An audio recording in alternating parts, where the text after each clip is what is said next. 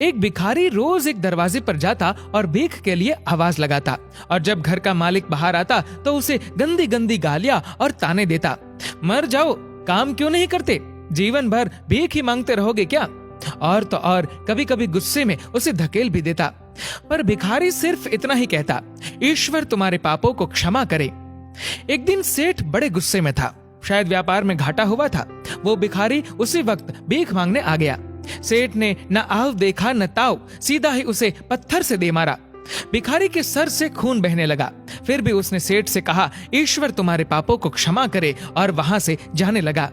जब सेठ का गुस्सा थोड़ा कम हुआ तो वह सोचने लगा कि मैंने उसे पत्थर से भी मारा, पर उसने बस दुआ दी। इसके पीछे क्या रहस्य है, ये जानना पड़ेगा। और वह भिखारी के पीछे चलने लगा।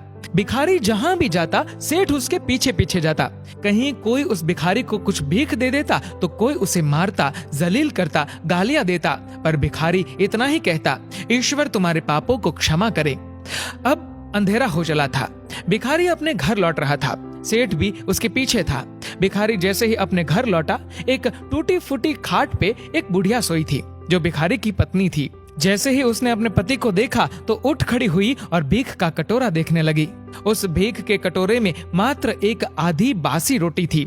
उसे देखते ही बुढ़िया बोली, बस इतना ही, और कुछ नहीं? और ये आपका सर कैसे फूट गया? भिखारी बोला, हाँ, बस इतना ही है।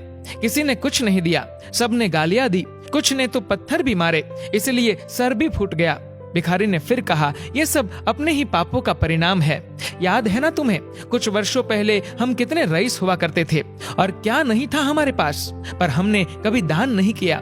याद है तुम्हें वो अंधा भिखारी? बुढ़िया की आंखों में आंसू आ गए और उसने कहा, हाँ, कैसे हम उस अंधे भिखारी का मजाक उड़ाते थे, कैसे उसे रोटियों की जगह खाली कागज रख देते थे, कैसे हम उसे जलील करते थे, कैसे हम उसे कभी कभी मार या धकेल देते थे। अब बुढ़िया ने कहा, हाँ, सब याद है मुझे, कैसे मैंने भी उसे राह नहीं दिखाई और घर के बने नाले में गिरा दिया था। जब भी वह रोटियां मांगता था तो मैंने बस उसे गालियां ही दी। एक बार तो उसका कटोरा तक फेंक दिया था। और वो अंधा भिखारी हमेशा कहता था कि तुम्हारे पापों का हिसाब ईश्वर करेंगे, मैं नहीं। आज उस भिखारी की बद्दुआ और हाय हमें ले डूबी।